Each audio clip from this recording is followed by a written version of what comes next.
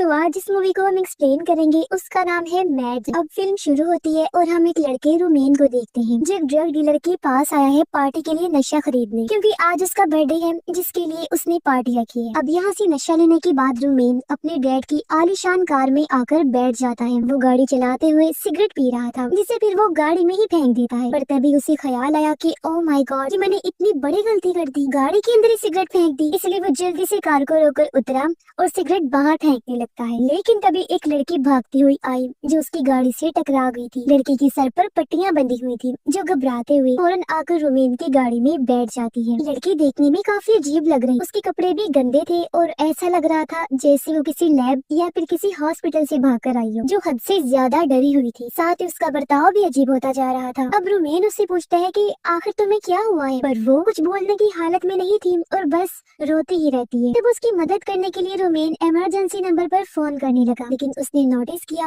कि पुलिस के नाम से लड़की और घबरा रही है, तो उसने फोन बंद कर दिया और वो खुद ही लड़की को ड्रॉप करने का फैसला करता है। मगर वो ये तो जानता ही नहीं था कि उसे ड्रॉप कहाँ करना है। और तो और वो भी कुछ बोल नहीं रही थी, बस रो ही जा रही थी। अब रोमेन गाड़ी लेकर निकल गया। वो बीच बीच में भी उससे बात करने की कोशिश करता है मगर कोई फायदा नहीं होता। कुछ देर बाद लड़की एक रिकॉर्डर निकालती है जिसके अंदर कुछ कमांडोस ये बोल रहे थे कि हम जिस सब्जेक्ट लड़की पर एक्सपेरिमेंट तजुर्बा कर रहे थे, जिसका नाम हमने C39 रखा था, वो भाग निकली है। उसकी उम्र 25 साल है। अब लड़की उसे ये समझाने की कोशिश कर रही थी कि ये मेरे बारे में बात कर रही है, यानी सच में वो किसी एक्सपेरिमेंट का हिस्सा थी। मगर जाहिर है रोमेन को कुछ समझ नहीं आया और अब अचानक लड़की पागलों जैसी हरकतें करने लगी। वो अजीब तरह के इशारे करते हुए गाड़ी में अपना सर मारने लगती है। उसके पास एक चाकू भी था जिससे वो खुद पर वार करने लगी। हालांकि रोमेन उसे रोकने की कोशिश करता है लेकिन वो नहीं रुकी, बल्कि उस पर ही गिरकर अपना खून रोमेन पर लगा देती है और तभी वो सीट पर गिर गई, अपना दम तोड़ देती है। ये देख रोमेन पूरी तरह घबरा गया, क्योंकि उसे कुछ समझ ही नहीं आ रही थी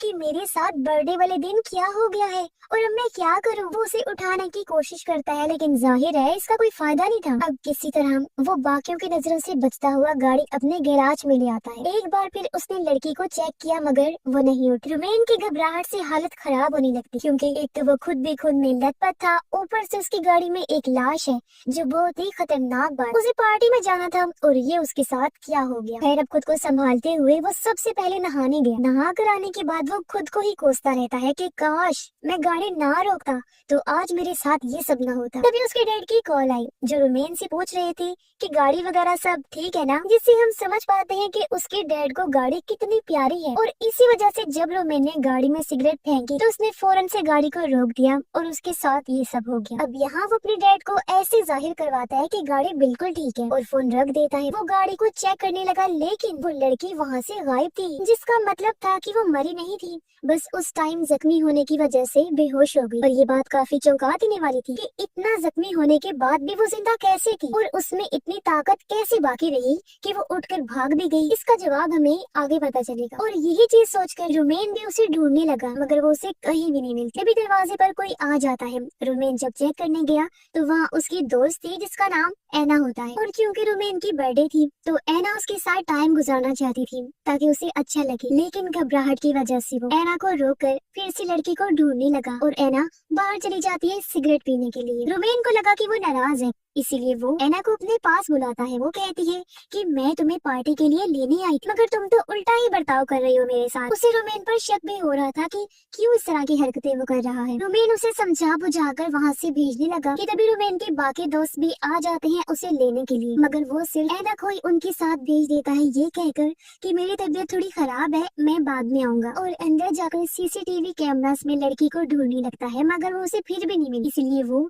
बाहर आ गया जहाँ उसकी दोस्त अभी तक नहीं गए थे। इसलिए रोमेन उनके साथ जाने लगता है। रास्ते में भी रोमेन अजीब बर्ताव कर रहा था और पार्टी में आने के बाद भी उसे कुछ ठीक नहीं लग रहा था। वो लड़की ही बस उसके दिमाग में घूम रही थी। एना को भी कुछ समझ नहीं आते कि आखिर चल क्या रहा है। तब उसकी बाकी दोस्त पूछ लेते हैं कि रोमेन आखिर तुम्हारे साथ क्या हुआ है, मगर उनकी बात का जवाब दिए बगैर वो एक रूम में आ जाता है। एना अपनी दोस्त के साथ बाथरूम में जाती है। कुछ देर बाद जब वो वहाँ से चली गई तो उसकी दोस्त के पास रोमेन आ गया, यानी कि रोमेन एना को धोखा दे रहा था। इसी बीच एना की दोस्त देखती है कि रोमेन की आंखें चमक रही हैं, जिससे वो काफी घबरा गई। इस बारे में रोमेन को बताती भी है तो वो अपनी आंखें शीशे में देखने लगता है। वो फिर पागलों की तरह अपनी गर्दन हिलाने लगता है। तभी उसके डैड की कॉल आई जो कहते हैं कि कुछ देर पहले घर का अलार्म बजा है और मैंने कैमरा फुटेज में किसी को घूमते हुए भी देखा है। मैं घर पर नहीं हूँ तो तुम जल्दी से घर जाकर देखो कि आखिर क्या माजरा है। तब रोमेन घर जाने के लिए निकलने लगा, जिस बीच हम भी उसकी चमकती हुई आंखों को नोटिस कर लेते हैं, जो इस बात की तरफ इशारा था कि जरूर उसके साथ कोई गड़बड़ हुई है। वो जब बाहर आया तो उसका दोस्त जबरदस्ती उसी पार्टी में डांस करने का कहता है। इससे रोमेन को इतना गुस्सा आया कि वो अपने ही दोस्त को बुरी तरह पीट के रख देता है। तभी इनके बीच में एना की दोस्त आकर लड़ाई छुड़वाती है, लेकिन रोमेन उससे भी मारता है और फिर एक साइकिल लेकर घर आ जाता है। उसने जब अलार्म बंद किया तो उसके डैड की कॉल आई जो कहते हैं कि क्या कोई चोर घुस आया था और घर से कुछ चोरी तो नहीं हुआ है। रोमेन कहता है कि नहीं, कुछ भी चोरी नहीं हुआ, मगर उसके डैड अजीब तरह से हंसने लगे, यानी उनके साथ भी कुछ अजीब हुआ था। अब रोमेन फोन बंद करके अंदर आ गया, जहाँ उसे वही रिकॉर्डर मिलता है जो उस लड़की के पास था जिस पर लैब में एक्सपेरिमेंट किया जा रहा था, और वो रिकॉर्डिंग अभी भी उसमें चल रही थी। रोमेन घर में जगह जगह खून के निशान देखता है, जिनका पीछा करते करते वो बार टब तक पहुंच गया, जहां वो लड़की उसी बैठी हुई मिलती है जो अभी भी चाकू से खुद पर वार किए ही जा रही थी। रोमेन जल्दी से चाकू छीनकर दूर फेंक देता है, जिसके बाद वो फिर से घबराने लगा। तभी वो लड़की अपने अंदर से एक डिवाइस को बाहर निकालती है, जो देखकर तो रोमेन के होश उड़ गए। उसे कुछ भी ठीक नहीं लग रहा था, इसलिए वो भागने लगा, मगर तभी वो खिड़की से कमांडोज को देखता है जिन्होंने ही लड़की पर एक्सपेरिमेंट किया था, और वो उसे ढूंढते हुए यहाँ आ गए थे। वो अब लड़की को ले जाने लगते हैं, मगर उन्हें पता चल गया था कि घर के अंदर कोई और भी है, और इस बात का एहसास होते ही कि वो मेरे बारे में जान गए हैं, रोमेन भागने लगता है। वो अचानक पागलों की तरह हरकतें करने लगा, जैसे कि जोर जोर से हंसने लगता है। वो फिर रोड पर बैठकर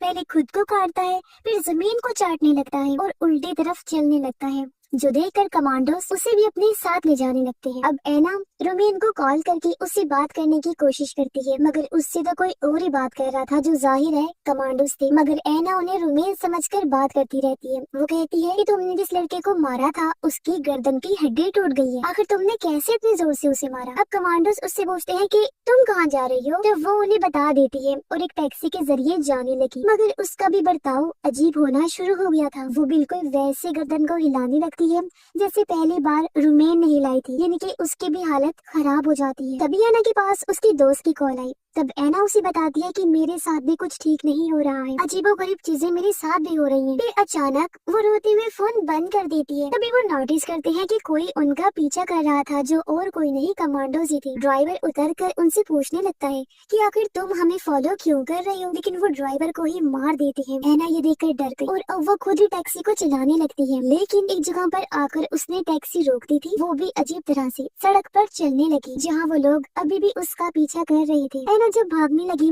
तो वो लोग लगातार उस पर शूट करते हैं, मगर हैरत वो फिर भी नहीं रुकी, भागते जा रही थी। वो एक क्लब में आकर लोगों से मदद मांगती है, पुलिस को कॉल करने का कहती है। फिर वो बाथरूम में जाकर अजीब तरह से शीशे में पहले खुद को देखती है, फिर अपनी चोट देखकर रोने लगती है। तभी उसके पास एना की दोस्त की कॉल आई, जो उसे बुला रही थी कि स्टेशन पर मिलने आओ, मेरे पास बाइक है, हम भाग निकलेंगे। तभी कमांडोज क्लब में भी आ गई और यहाँ सभी लोगों को शूट करके मार देते हैं, जो देख एना खिड़की से कूदकर बाहर आ गई और अपनी दोस्त की बताई हुई जगह पर जाने लगती है। तभी हम देखते हैं कि उसकी आंखें भी चमक रही हैं और वो पागलों की तरह बर्ताव करने लगी थी। रास्ते में एक लड़की पर वो हमला कर देती है, बुरी तरह उसे पीटने लगी और अपना खून भी उस पर लगा देती है। फिर आगे बढ़कर वो एक लड़के की साइकिल चुराकर वहाँ से भागने लगी। लड़का उसे रोकने लगता है, मगर वो उसे भी मारकर तालाब में फेंक देती है और जाने से पहले कहती है कि आई एम सॉरी, ये मैंने जानबूझकर नहीं किया, पता नहीं मेरे साथ क्या हो रहा है जो मैं ऐसी हरकतें करने पर मजबूर हो रही हूँ। तभी हम देखते हैं कि पूरे शहर में सायरन बज रहा है,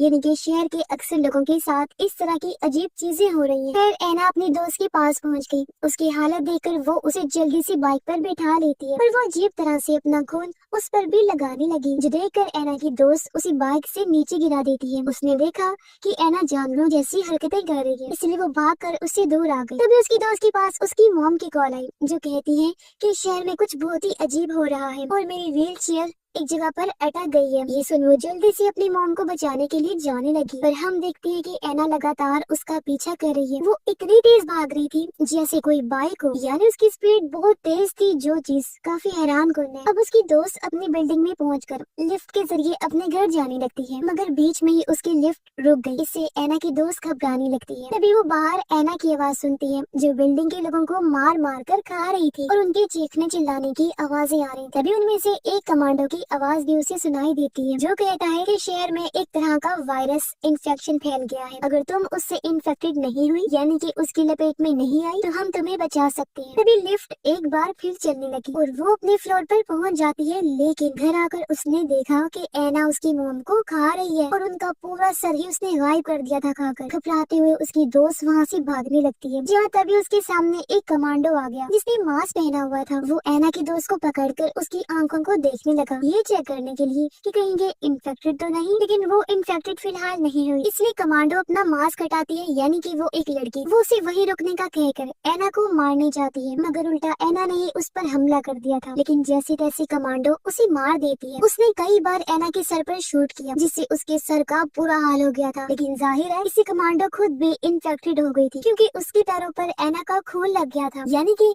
अगर इन्फेक्टेड इंसान का खून नॉर्मल इंसान के जिल्द पर कहीं भी लगे तो वो भी इन्फेक्टेड हो जाता है, जिसका मतलब साफ है कि ये वायरस बहुत ही खतरनाक है और इतनी तेजी से फैलता है। और इन्फेक्टेड इंसान पूरी तरह वायरस फॉर्म में आने के बाद हद से ज्यादा खतरनाक बन जाता है। अब कमांडो एना की दोस्त को कहती है कि अगर तुम भी डायरेक्ट इन्फेक्टेड के पास नहीं गई तो तुम इन्फेक्टेड होने से बच सकती हो। मगर हम जानते हैं कि वो रोमेन के करीब आई थी और उस पर एना का खून लगा था, यानी कि वो भी इन्फेक्टेड हो जाएगी। मगर उसने ये बात कमांडो को नहीं बताई, क्योंकि उसे खुद ही समझ नहीं आ रही थी कि ये सारा माजरा क्या है। अब कमांडो उसे ये भी बताती है कि तुम उसी जगह पर रहो जहाँ अंधेरा हो, क्योंकि इन्फेक्टेड लोग रोशनी की तरफ तेजी से खींचे चले जाते हैं। फिर वो उसे गन देकर कहती है कि यहाँ से भाग जाओ, क्योंकि कुछ देर बाद मैं इन्फेक्टेड बनकर तुम्हें नुकसान पहुँचा सकती हूँ। फिर कमांडो उसे दूसरी तरफ मुँह करने का कहती है और वो फिर खुद को शूट करके मार डालती है, जिससे अब हमें समझ आती है कि क्यों ये कमांडोस सभी इन्फेक्टेड का खून लगे लोगों को मार रही थी, क्योंकि वो नहीं चाहती थी कि ये वायरस पूरे शहर में फैले और इससे तबाही हो। लेकिन हमें पता है कि ऐसा तो हो चुका है और अब देखते ही देखते एना की दोस्त भी इन्फेक्टेड होना शुरू हो गई थी। उसका बर्ताव बदलने लगा, वो पागलों की तरह हंसने लगती है और हम सुन पाते हैं कि पूरे शहर में तबाही मची हुई है। अब यहाँ हमें पता चलता है कि वो पहली लड़की यानी कि एक्सपेरिमेंट की सब्जेक्ट C39, उसकी वजह से वायरस पूरे शहर में फैला। उसने सबसे पहले रोमेन को इन्फेक्टेड किया अपना खून लगाकर, फिर उसके कांटेक्ट में आने से बाकी दोस्त हुए और उनके जरिए ये वायरस आगे लोगों में भी फैलता गया और पूरा शहर इसकी चपेट में आ गया। अब कमांडोस ये एक्सपेरिमेंट गवर्नमेंट के कहने पर कर रही थी, ताकि वो इंसानों को सुपर फास्ट सोल्जर बनाती जो बहुत ही ज्यादा पावरफुल होंगी। उन्होंने अपने सब्जेक्ट को इस तरह डिजाइन किया था कि उसका खून लगने से बाकी लोग भी उसके जैसे सुपर फास्ट पावरफुल बन जाएंगे। लेकिन यहाँ एक अच्छी चीज होने के साथ साथ भयानक भी हो, यानी कि वो लोग पावरफुल तो बने मगर किसी उल्टे असर की वजह से वो इतने खतरनाक बन गए, यानी इन्फेक्टेड हो गई कि खुद को और बाकियों को काट काट कर खाने लगे। और क्योंकि ये चीज हर तरफ फैल गई है तो जाहिर है इसे रोक पाना बहुत मुश्किल होगा। मगर ऐसा हो सकता है कि कमांडोस इसका कोई हल खोज लें, जिससे वो इन्फेक्शन को, वायरस को रोक सकते हैं। आपको क्या लगता है? इस बारे में अपनी राय का इजहार जरूर कीजिएगा और इसी के साथ इस फिल्म की कहानी यहीं पर खत्म हो जाती है।